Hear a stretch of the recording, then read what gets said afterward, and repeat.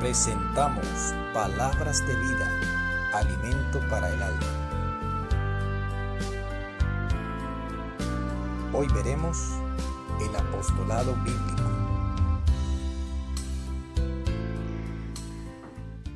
Hola, ¿qué tal, mi estimado hermano y amigo que nos estás viendo? En esta oportunidad vamos a estar compartiendo nuevamente un estudio bíblico acerca de este tema que ha tomado bastante auge en los últimos días y lo hemos titulado El apostolado bíblico. Vamos a estar compartiendo un poco acerca de lo que las escrituras nos dicen con respecto al tema de los apóstoles. Como dije hace un momento, el tema de los apóstoles ha tomado mucho auge en los últimos días, en los diferentes medios que consultamos, la televisión, la radio, las redes sociales, esos medios que con frecuencia estamos sintonizando. Hemos visto que a ciertos personajes se les da propaganda y se les llama apóstoles. Y de inmediato nosotros pensamos, cuando escuchamos la palabra apóstoles, pensamos en aquellos 12 personajes a los que Jesús escogió y a los que comisionó de una manera especial para la tarea de fundar y de edificar su iglesia. Pero ¿realmente tiene relación el tema de los 12 apóstoles con los personajes que en estos días se están autoproclamando, se autonombran, se autollaman apóstoles? De antemano es necesario aclarar que este tema o este estudio no tiene el propósito simplemente de criticar a los que en estos días se autoproclaman apóstoles, sino ver en el contexto de las Escrituras cuál es el origen de este ministerio, cuál era su función, cuál era su misión, cuál es su base, el tiempo en que estuvo funcionando este ministerio y si hoy en día es correcto pensar o es correcto creer que a ciertos personajes o a ciertas personas por la tarea que realizan se les puede llamar apóstoles. Entonces vamos a estar viendo un poco acerca de lo que la Biblia dice con respecto a esto. Primeramente vamos a definir el término apóstol. El término apóstol es la transcripción que se hace en la Biblia del término griego apóstolos, que deriva del verbo griego apostelo, que significa enviar o despachar. Bien, este verbo es uno de los verbos que significa enviar, pero también en las Escrituras encontramos otro verbo, otros verbos que también son traducidos o empleados para definir lo que es un enviado o lo que es la acción de enviar, como por ejemplo el verbo pempo, en que este verbo pempo, enviar, se diferencia del primer verbo que dijimos, que es el verbo apostelo, en que el verbo apostelo involucra la idea de ser enviado con una cierta autorización, con un propósito especial, con autoridad oficial. Eso quiere decir el verbo apostelo cuando se habla de enviar. Y por eso el término apóstol se traduce o se emplea en el Nuevo Testamento de maneras distintas, al menos de dos maneras distintas. La primera es que el término apóstol designa a un enviado o a un delegado, a un mensajero. Y esto lo podemos ver, por ejemplo, en el libro de San Juan, en el capítulo 13 y versículo 16, donde encontramos que la Escritura nos dice lo siguiente.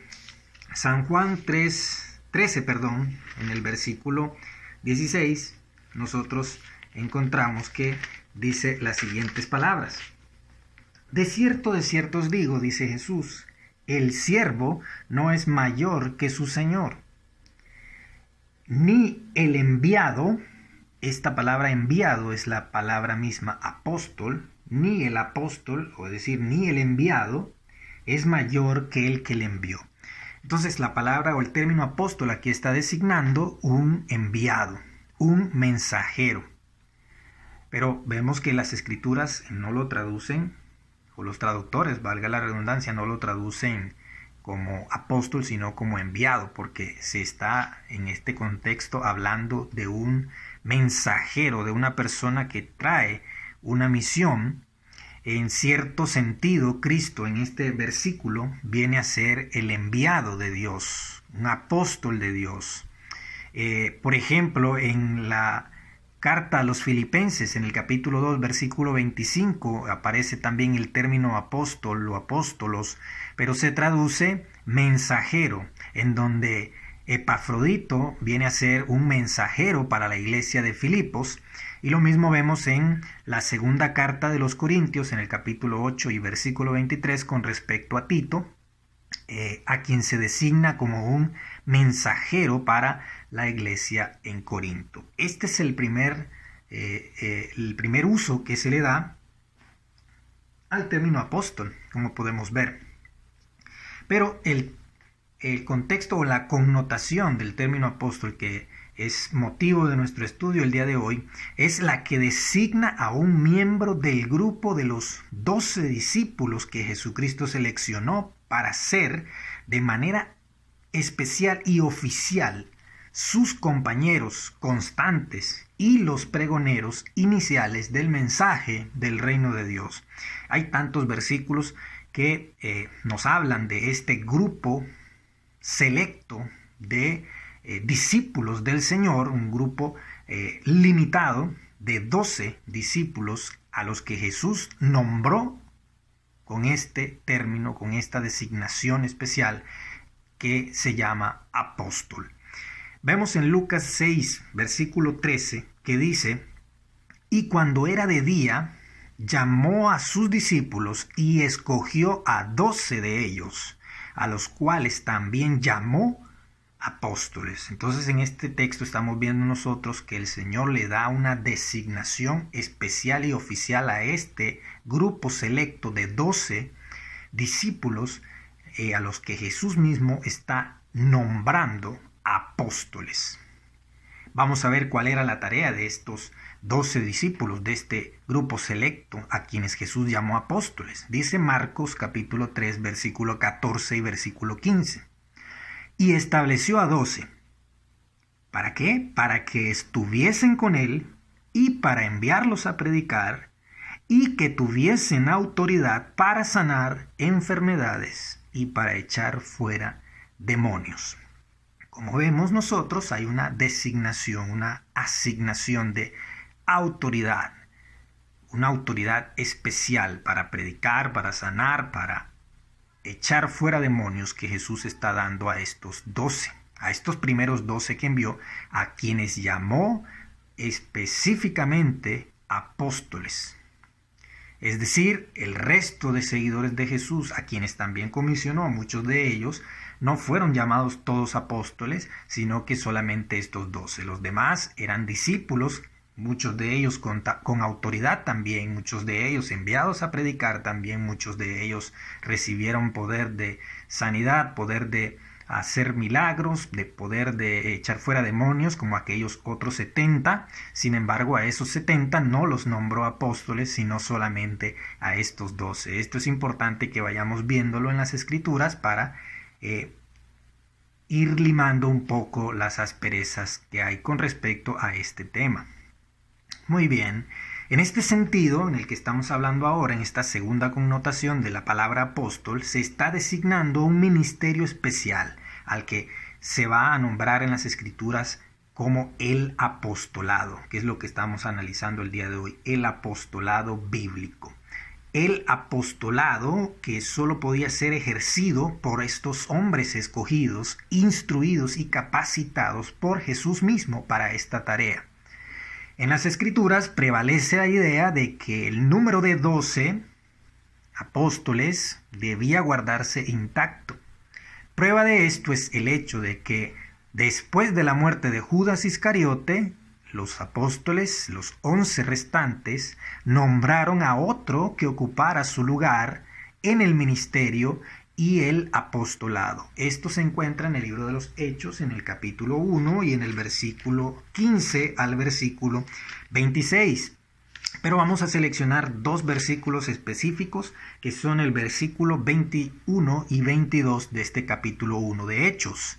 Dice el apóstol Pedro: es necesario, pues, que de estos hombres que han estado junto con nosotros todo el tiempo que el Señor Jesús entraba y salía entre nosotros, comenzando desde el bautismo de Juan hasta el día en que de entre nosotros fue recibido arriba, uno sea hecho testigo con nosotros de su resurrección. Están eligiendo al sucesor de Judas, y en esta ocasión Pedro está especificando al menos dos requisitos que había que cumplir para ejercer el ministerio del apostolado. El primero es haber sido compañero de Jesús durante su ministerio terrenal, comenzando desde el bautismo de Jesús en el Jordán por Juan el Bautista, y terminando hasta el martirio de Cristo, pero también hasta el día en que el Señor fue llevado a los cielos. Todo este tiempo, el que iba a ser sucesor de Judas tenía que haber estado con Jesús en todo este transcurso, en todo este trayecto. ¿Por qué? Porque al ejercer el ministerio del apostolado, debían ellos haber sido instruidos por Jesús mismo en cuanto a enseñanzas, lo que Jesús habló oralmente, valga la redundancia, pero también tenían que haber estado junto con el maestro aprendiendo de su carácter, de su conducta, de sus expresiones, además de ser testigos oculares de sus milagros, así como también de sus padecimientos. Y este requisito es muy importante, de manera que ellos, con una autoridad firme, podían testificar acerca de Cristo y de transmitir al pueblo sus enseñanzas, de tal manera que la misma gente reconociera que ellos, los apóstoles, habían estado con Jesús. Mira lo que dice Hechos capítulo 4 y versículo 13 con respecto a esto. Entonces el pueblo, ¿verdad?, viendo el denuedo de Pedro y de Juan cuando predicaban, y sabiendo que eran hombres sin letras y del vulgo, se maravillaban y les reconocían que habían estado con Jesús. ¿Recuerdas a Pedro cuando estaba calentándose en la hoguera mientras Jesús estaba siendo entregado? Muchos le reconocieron por su manera de hablar, porque aún la forma de hablar Pedro había absorbido de su maestro las expresiones. Todos ellos necesitaban haber estado con Cristo para absorber las enseñanzas de Cristo y también su carácter. Y así enseñaban estos apóstoles, así enseñaban lo que con sus propios sentidos ellos habían percibido. Es decir, no era algo que les habían contado lo que ellos transmitían, sino algo que ellos mismos habían presenciado. Mira lo que dice Juan en su primera epístola, en el versículo 1. Primera de Juan 1:1 dice el apóstol Juan: lo que eras desde el principio, escucha, lo que hemos oído, lo que hemos visto con nuestros ojos, lo que hemos contemplado y palparon nuestras manos tocante al verbo de vida. Dice: lo que hemos visto y oído, eso testificamos. No es algo que nos contaron, sino que es algo que nosotros vivimos, algo en lo que nosotros estuvimos presentes. Mira lo que dice Pedro en su segunda epístola, en el capítulo 1 y versículo 16. Porque no os hemos dado a conocer el poder y la venida de nuestro Señor Jesucristo, siguiendo fábulas artificiosas, sino como habiendo visto con nuestros propios ojos su majestad. Esto le sumaba seriedad al testimonio de los apóstoles, su propia presencia en ese lugar, su propia presencia en esa enseñanza que Cristo transmitió. Eso le sumaba un enorme peso de seriedad, de importancia, de veracidad al testimonio de los apóstoles que estaban fundando los cimientos de la fe cristiana. El segundo requisito que menciona el apóstol Pedro en la elección del sucesor de Judas es que el Espíritu Santo pedía que el sucesor de Judas hubiese visto a Jesús resucitado, haber visto a Jesús resucitado. Los apóstoles, los que iban a ser apóstoles o los que iban a ocupar el cargo, el ministerio del apostolado, debían haber sido testigos oculares de la muerte, pero también de la resurrección de Cristo, puesto que la resurrección de Cristo es la piedra angular de la fe cristiana. Mira lo que dice el apóstol Pablo en 1 Corintios 15, 14. ¿Por qué era relevante que los apóstoles hubiesen visto a Jesús resucitado? Porque, repito, la resurrección de Cristo es la piedra angular de la fe cristiana y de la predicación cristiana. Escucha lo que dice Pablo en 1 Corintios 15, 14. Y si Cristo no resucitó, vana es entonces nuestra predicación, vana es también vuestra fe. La resurrección de Cristo es la verdad que los apóstoles debían defender hasta la muerte, por lo cual era estrictamente necesario que hubiesen visto con sus propios ojos al Señor resucitado.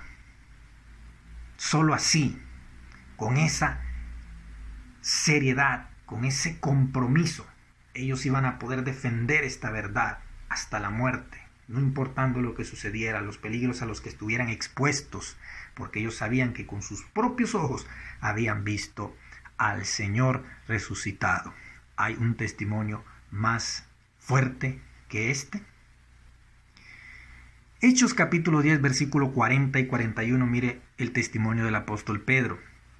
A este levantó Dios al tercer día, e hizo que se manifestase, no a todo el pueblo, sino a los testigos que Dios había ordenado de antemano.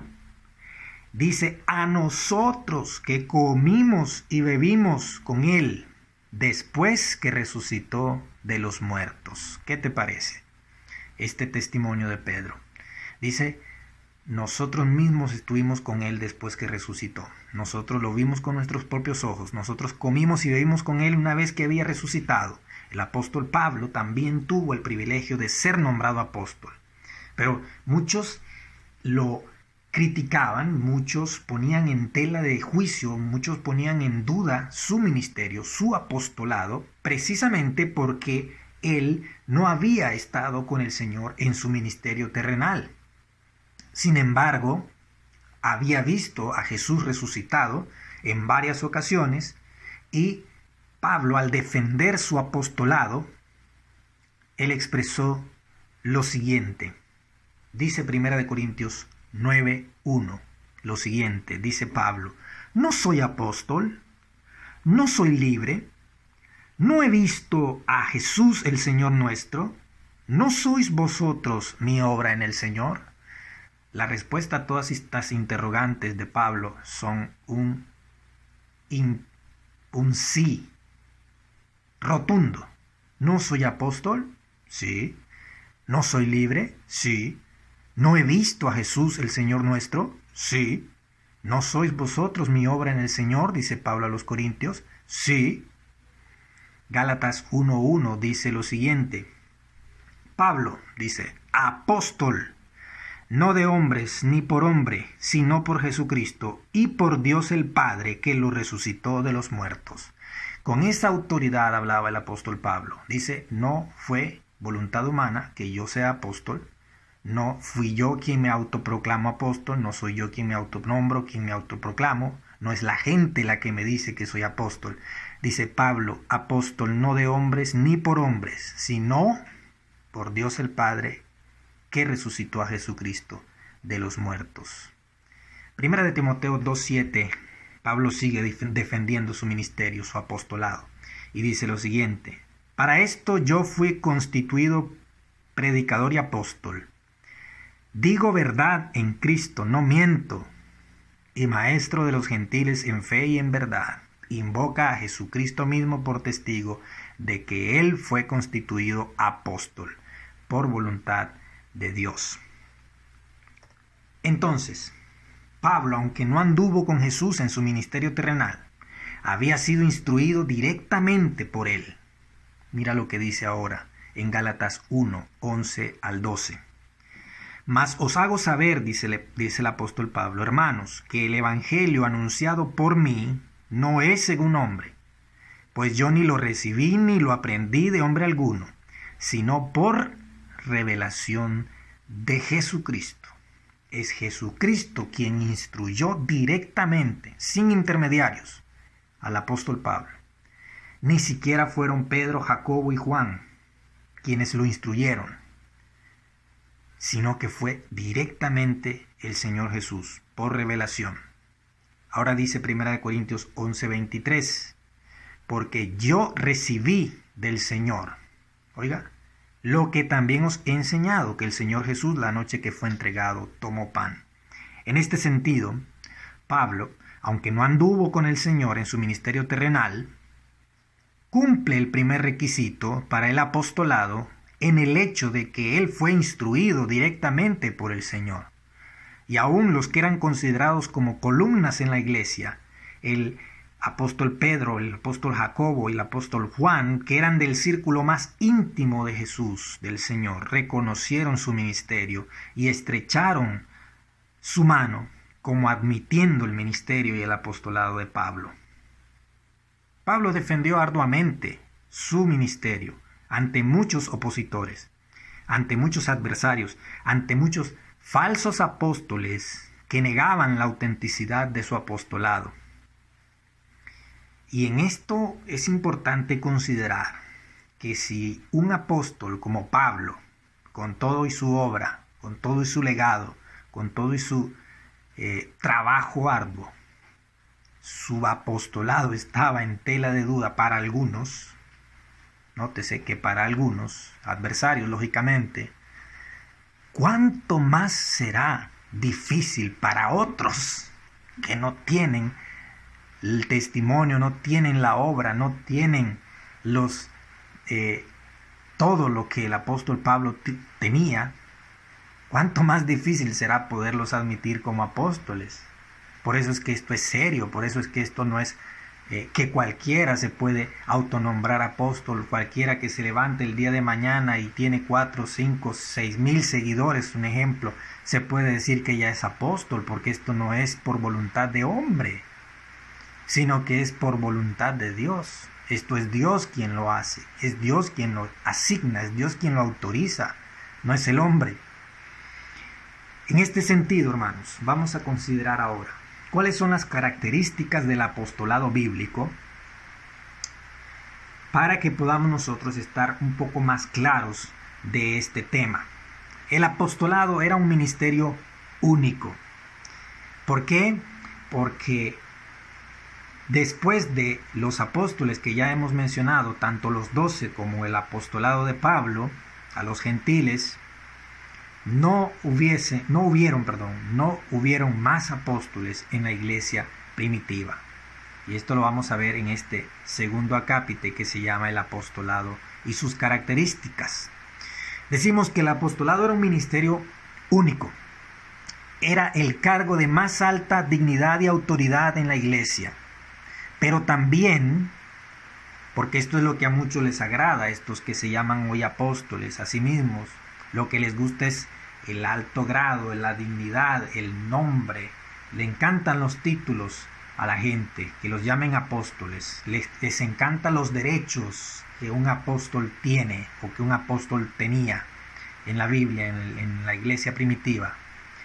Pero el apostolado también era el cargo de mayor compromiso, de mayor responsabilidad, de mayor trabajo y de mayores padecimientos. Y esto no es tan atractivo para la gente. Este ministerio tuvo una misión de suma importancia. ¿Cuál era?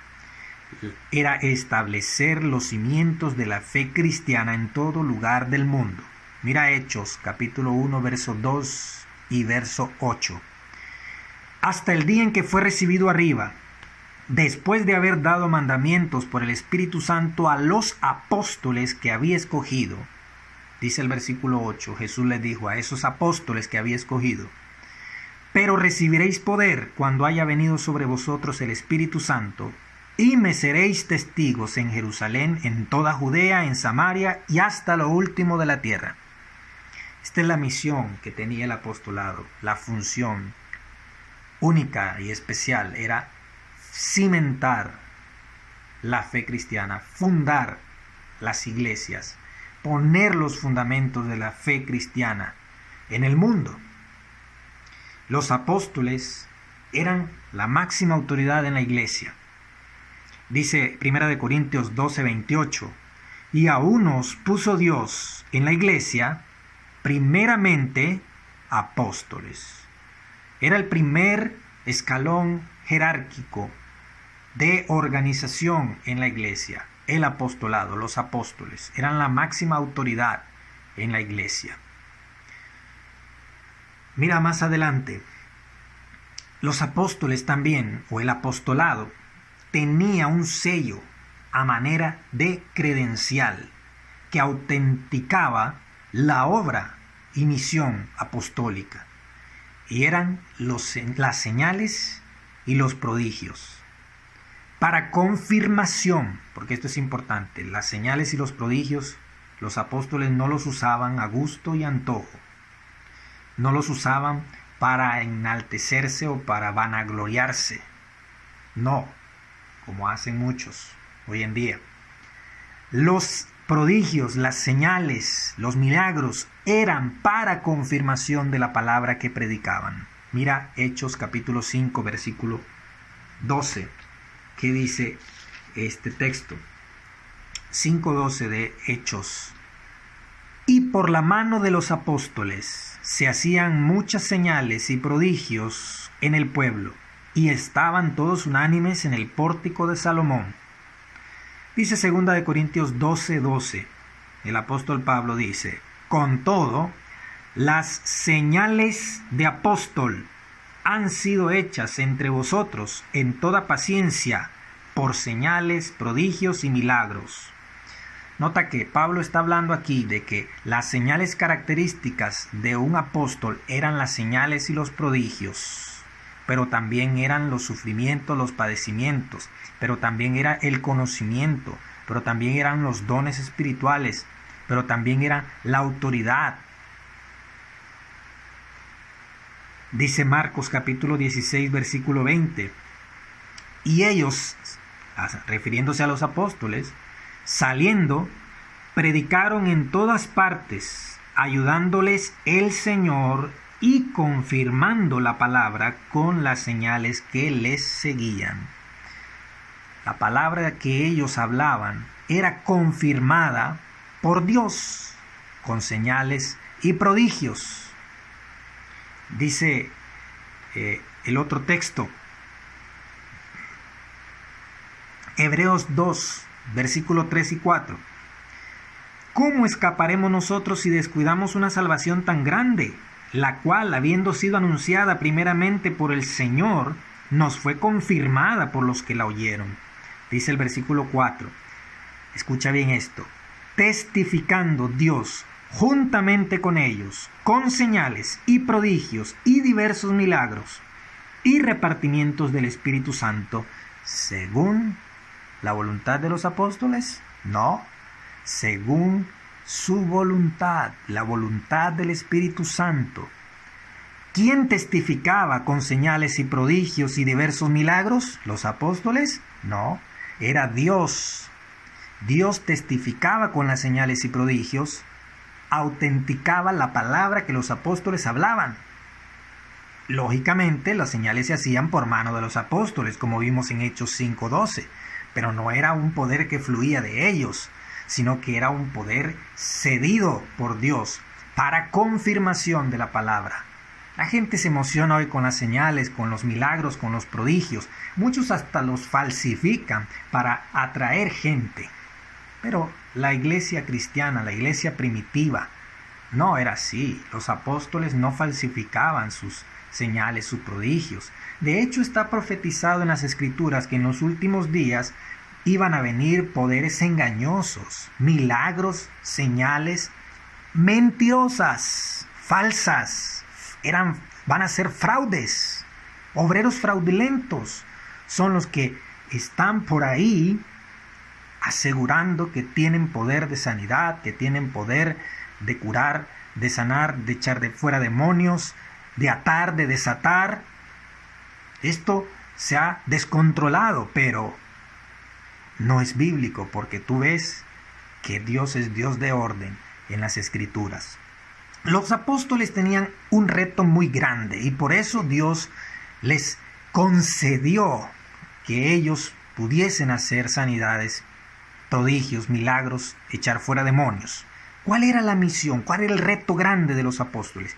El reto grande de los apóstoles era anunciar las nuevas, ponga atención a esto, nuevas verdades que Dios había de revelar al mundo acerca de Cristo y de su reino, cosas ocultas desde antes de la fundación del mundo, verdades que rompían muchos esquemas, verdades que eran chocantes para un pueblo perdido en el pecado, en la idolatría, en el paganismo, en el legalismo, verdades que eran completamente nuevas a los oídos de un pueblo cuyo corazón se había engrosado.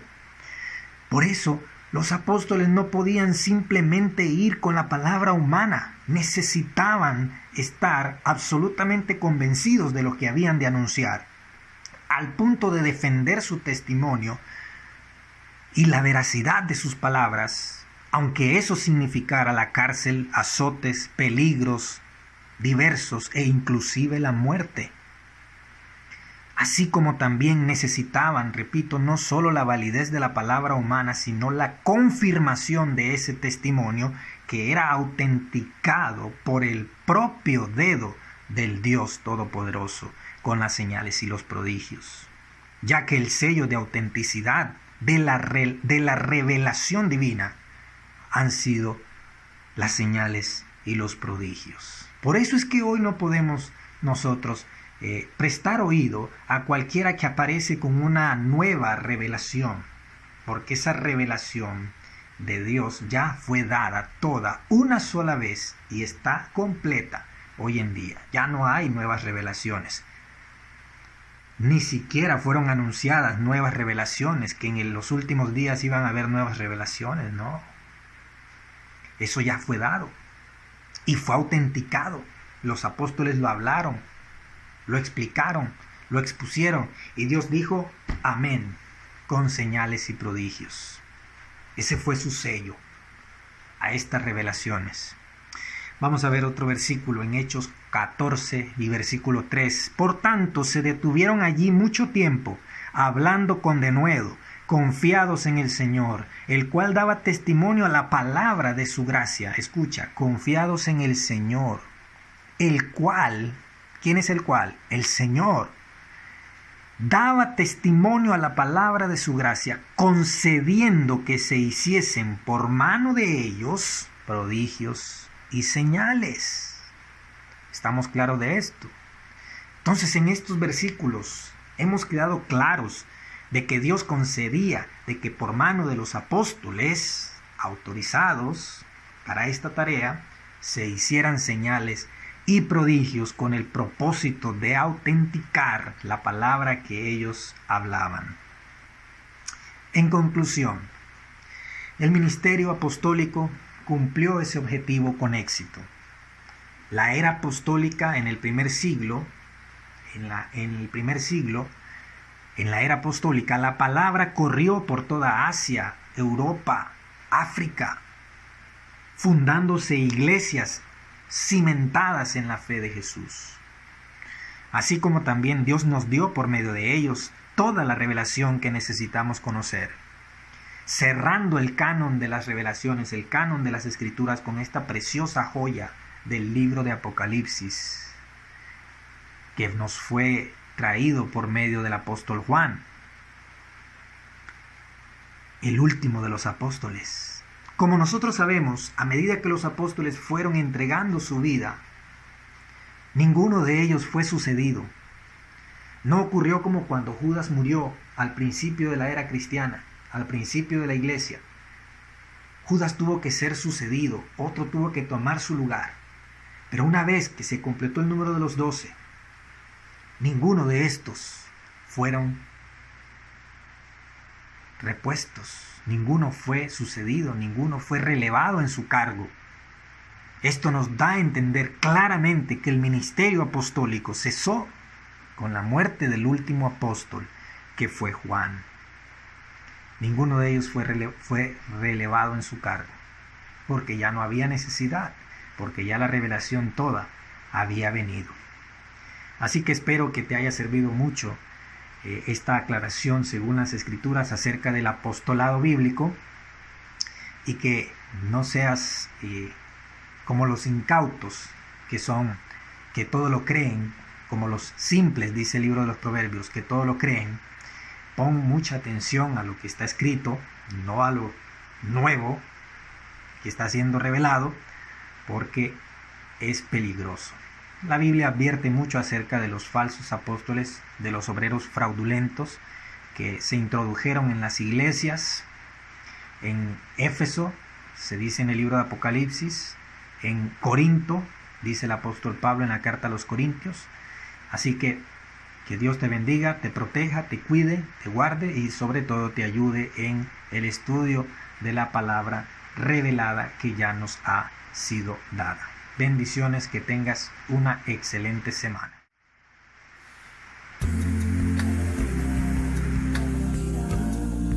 Esto fue Palabras de Vida, alimento para el alma. Hasta la próxima.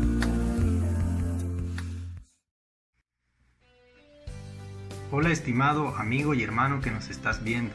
Soy el hermano Norlan Amador y quiero invitarte a que te suscribas al canal de YouTube de Palabras de Vida, alimento para el alma. Un espacio creado para compartir el mensaje de la palabra de Dios y de la sana doctrina.